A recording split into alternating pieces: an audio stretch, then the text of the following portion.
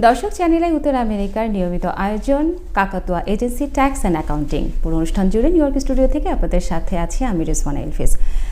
আপনারা জানেন tax and accounting আমাদের যে প্রোগ্রাম, এটা আসলে প্রতি বছরে আমরা যে ট্যাক্স ফাইল করি আমাদের প্রবাসীদের জন্য বিভিন্ন ধরনের তথ্য এবং কিভাবে আমরা প্রতি বছর আমাদের নিজেদেরকে তৈরি করতে পারি, আমরা কি কি ডকুমেন্টস তৈরি করতে পারি, আমরা যারা W2-তে কাজ করি বা আমরা যারা বিজনেস করি তারা আসলে কিভাবে আমাদের এই ট্যাক্স ফাইলের পেপারগুলো রেডি করতে পারি, সেই ধারাবাহিকতা নিয়ে এবং সেইগুলো নিয়েই কিন্তু আমরা আমাদের এই ট্যাক্স অ্যান্ড অ্যাকাউন্টিং আলোচনা করি। এবং বরাবরের মতো আমাদের স্টুডিওতে উপস্থিত আছেন পারভেজ কাজী, তিনি হচ্ছেন IRS এনরোল এজেন্ট। আপনাকে অসংখ্য ধন্যবাদ আমাদের সঙ্গে আসার জন্য। কেমন আছেন? ভালো আছি, ধন্যবাদ আমাকে আমন্ত্রণ জানাবার জন্য। আমরা আসলে বরাবরই তো আসলে কিভাবে ট্যাক্স ফাইল করতে হবে বা ট্যাক্স ফাইলের পরে আসলে যদি লেটার আসে সেটা নিয়ে আমরা অনেক সময় কথা বলে থাকি। আজকে আপনার সঙ্গে আমি যে বিষয় নিয়ে কথা বলবো সেটা হচ্ছে যে রিটায়ারমেন্ট যে বিষয়টা আছে, সেই ক্ষেত্রে আসলে আমরা একদম রিটায়ারমেন্ট প্ল্যানটা কিভাবে শুরু করতে পারে একজন, সেটা নিয়ে যদি আমরা আজকে শুরু করি আলোচনা। ধন্যবাদ আমাকে আমন্ত্রণ জানাবার জন্য। ধন্যবাদ আমার সবচেয়ে প্রিয় সাবজেক্ট রিটায়ারমেন্ট নিয়ে কথা বলার সুযোগ করে দেওয়ার জন্য। আমি সবসময় বলে থাকি আমার ট্যাক্স পেয়ারদেরকে, যারা আমার কাছে আসে ফাইল করার জন্য, তাদেরকে বলে থাকি যে রিটায়ারমেন্ট প্ল্যান হচ্ছে ফর ইয়োর বেনিফিট, কিন্তু সরকার এটা করার জন্য আপনাকে একটা ট্যাক্স ছাড় দেয়। আচ্ছা, তো এই ছাড়টা তো দেওয়ার কোনো অর্থ নেই, দেওয়ারও দরকার ছিল না। আপনার বেনিফিটের জন্য তো আপনি করবেনই, উপরন্তু আপনি এই ছাড়টা পাচ্ছেন। আচ্ছা, দেন হোয়াই নট। এবং আমি সাধারণত তাদেরকে এভাবে বলে থাকি যে একজন বয়স্ক বৃদ্ধ ভদ্রলোকে হয়ে বাঁচার চেষ্টা করেন, বয়স্ক লোক হয়ে নয়। অর্থাৎ ওল্ড গাই হিসেবে পৃথিবীতে শেষ বয়সে বেঁচে থাকবেন, তার থেকে আসুন আমরা সবাই এল্ডারলি জেন্টলম্যান হই। আপনি জানেন তো ওল্ড গাই এবং এল্ডারলি জেন্টলম্যানের পার্থক্যটা কোথায়? দুজনে কিন্তু একই বয়সের, কিন্তু একজনের কাছে টাকা আছে আরেকজনের কাছে নেই, মানে একজন অন্যের উপর নির্ভর হচ্ছে, গাই হয়ে রয়ে গেছে, আরেকজন এল্ডারলি জেন্টলম্যান, যেহেতু তার কাছে বিত্ত আছে।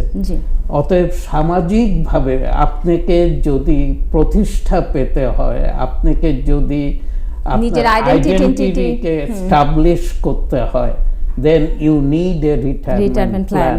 এবং কখন দরকার এটা? আপনি যখন 60-এ পা রেখেছেন তখন, না যখন 30-এ আপনি হাঁটি পা করে কর্মজীবনে চলছেন তখন? অবশ্যই 30 থেকে প্ল্যানটা শুরু করতে হবে 30-তে। অতএব রিটায়ারমেন্ট প্ল্যান এমন একটা জিনিস, ইভেন অনেক সময় আমি আমাকে দিয়ে বলে থাকি, আমি এই দেশে যখন প্রথম জবে ঢুকি, আমাকে রিটায়ারমেন্টের কথা বলা হয়েছিল আমার কোম্পানি থেকে 401(k)তে কন্ট্রিবিউট করার জন্য। আমি ওটা মাথায় নেই না, তখন মনে হচ্ছে যেটা বাড়তি কেন আমি ভাবছি যে আসছি এই দেশে, জব করছি, পয়সা আর্ন করব, এস্টাবলিশ হব, তারপর গিয়ে রিটায়ারমেন্ট প্ল্যান করব। আর আমরা একসাথে প্রায় 18-19 জন জয়েন করেছিলাম ওই কোম্পানিতে। আচ্ছা, প্রত্যেকে 401(k) কন্ট্রিবিউট করেছে এক্সেপ্ট মি। আমি কন্ট্রিবিউট করেছি 10 কি 15 বছর পর গিয়ে।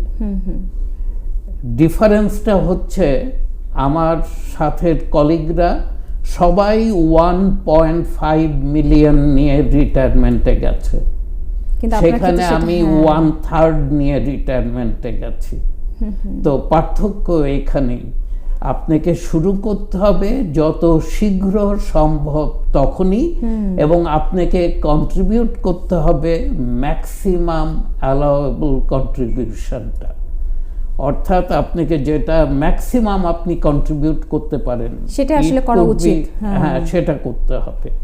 401(k)তে যেমন এই বছরের ম্যাক্সিমাম কন্ট্রিবিউশন অ্যাবাউট 24,000, যারা বিভিন্ন জায়গায় কাজ করছেন, W2 এমপ্লয়ি, আপনাদের উচিত হবে HR এর সাথে কথা বলুন।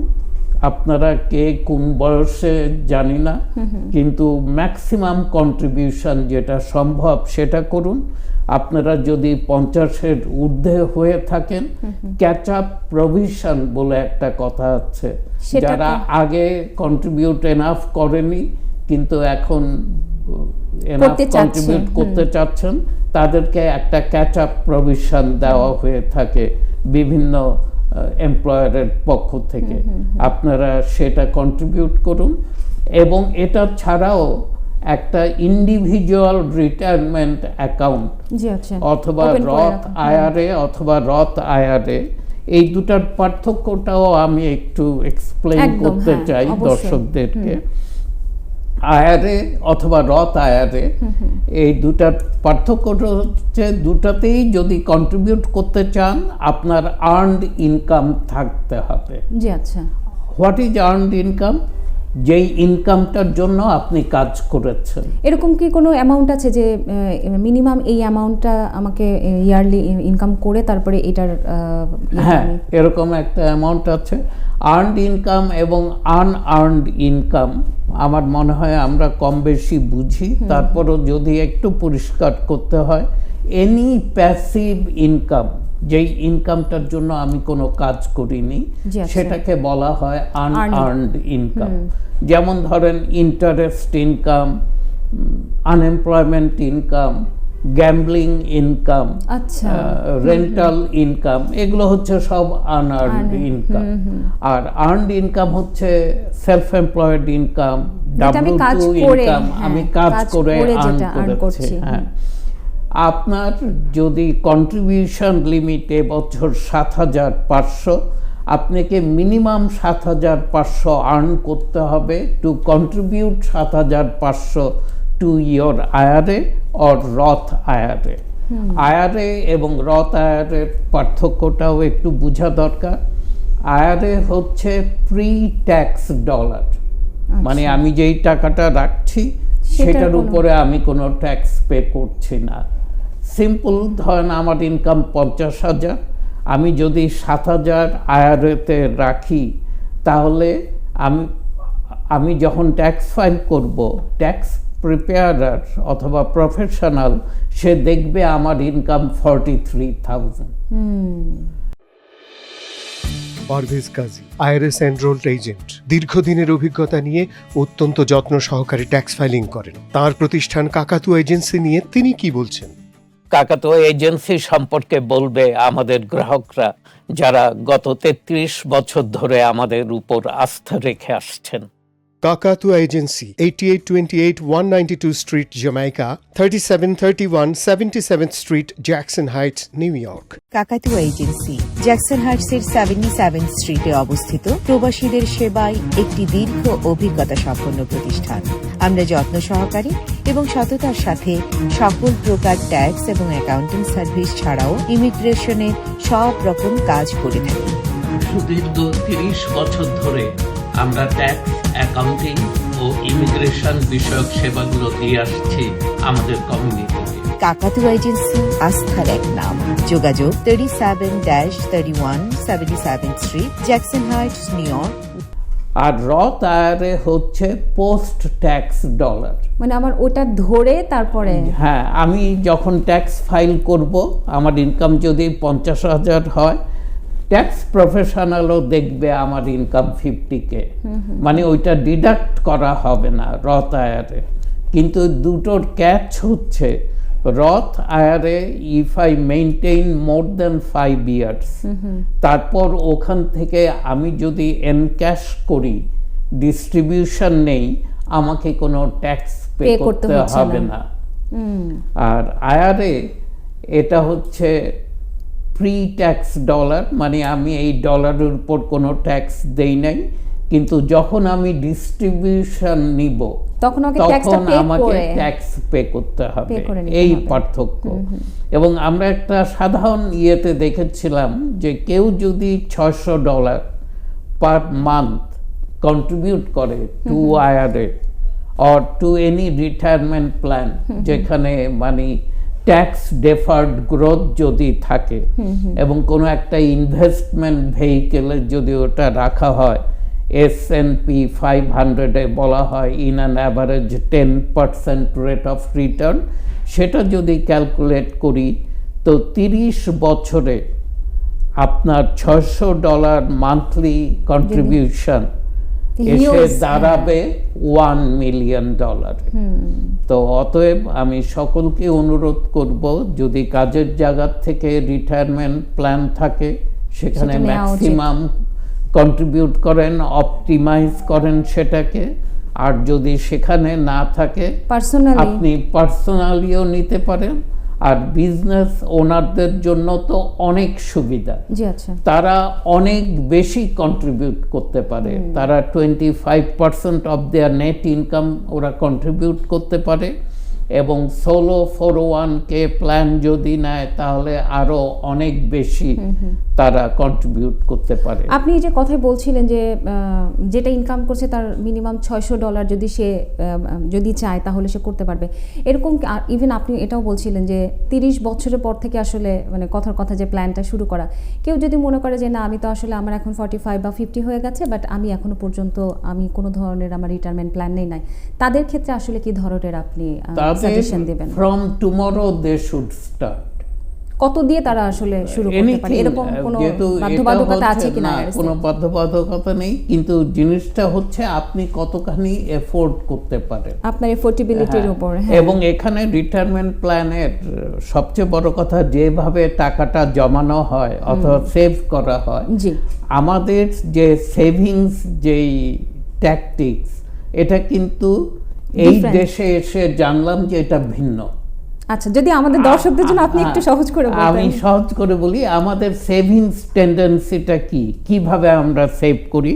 ধরেন আমার বেতন 3000, আমি রেন্ট পে করি 1500, 500 টাকা চলে যায় আমার গ্রোসারি এবং আদার বিলে, আমার 200 টাকা যায় ইউটিলিটিতে, আরো 250-300 আমি ধরে নিলাম বিভিন্ন খাতে আমার খরচ হয়ে যায়। তারপর যেই 300 টাকা থাকলো সেটাকে আমি সেভ করি। That's the way we save. কিন্তু না, ওটা ভুল।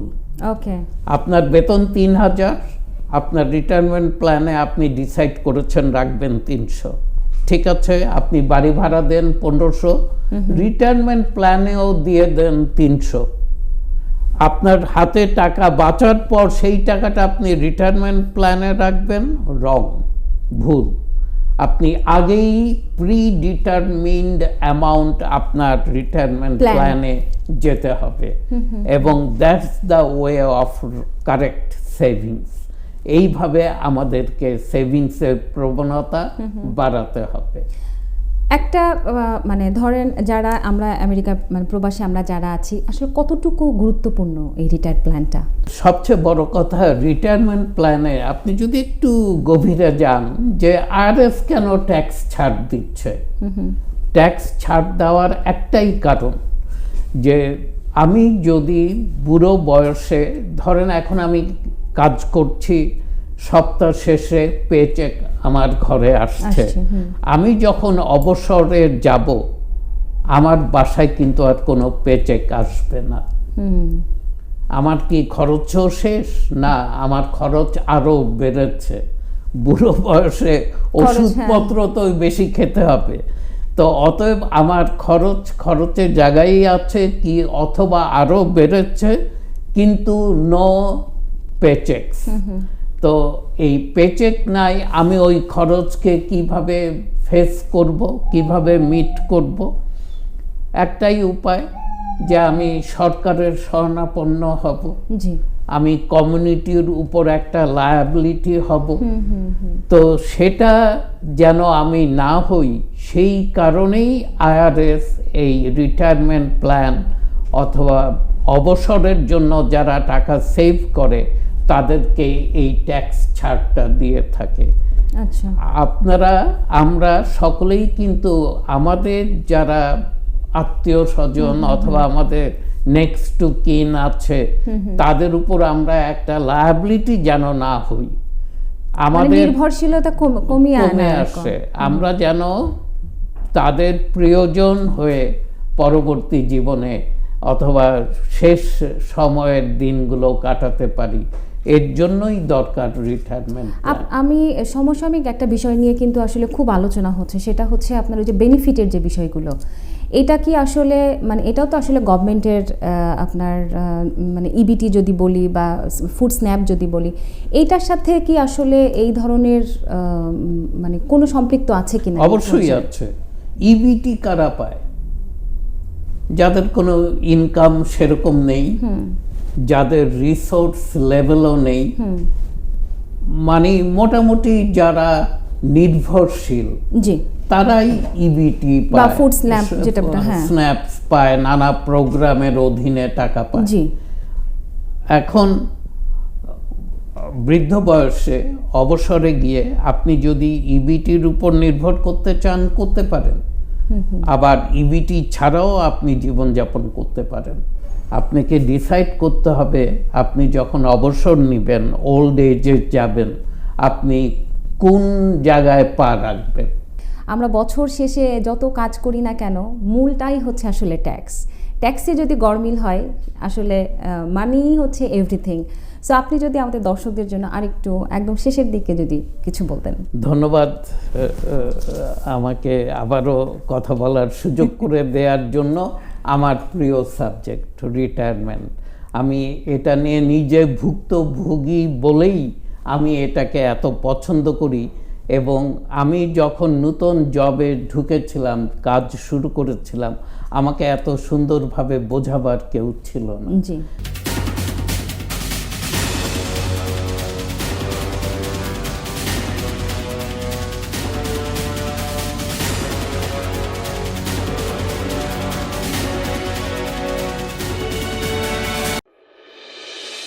পারভেজ কাজী, আইআরএস এনরোলড এজেন্ট, দীর্ঘদিনের অভিজ্ঞতা নিয়ে অত্যন্ত যত্ন সহকারে ট্যাক্স ফাইলিং করেন। তার প্রতিষ্ঠান কাকাতুয়া এজেন্সি নিয়ে তিনি কি বলছেন? কাকাতুয়া এজেন্সি সম্পর্কে বলবে আমাদের গ্রাহকরা, যারা গত 33 বছর ধরে আমাদের উপর আস্থা রেখে আসছেন। কাকাতুয়া agency, 8828 192 street, Jamaica, 3731 77th street, Jackson Heights, New York. কাকাতুয়া এজেন্সি জ্যাকসন হাইটসের 77 স্ট্রিটে অবস্থিত, প্রবাসীদের সেবায় একটি দীর্ঘ অভিজ্ঞতা সম্পন্ন প্রতিষ্ঠান। আমরা যত্ন সহকারী এবং সততার সাথে সকল প্রকার ট্যাক্স এবং অ্যাকাউন্টিং সার্ভিস ছাড়াও ইমিগ্রেশনের সব রকম কাজ করে থাকি। সুদীর্ঘ 30 বছর ধরে আমরা ট্যাক্স, অ্যাকাউন্টিং ও ইমিগ্রেশন বিষয়ক সেবাগুলো দিয়ে আসছি আমাদের কমিউনিটিতে। কাকাতুয়া এজেন্সি আস্থার এক নাম। যোগাযোগ 37-31 77th street, Jackson Heights, New York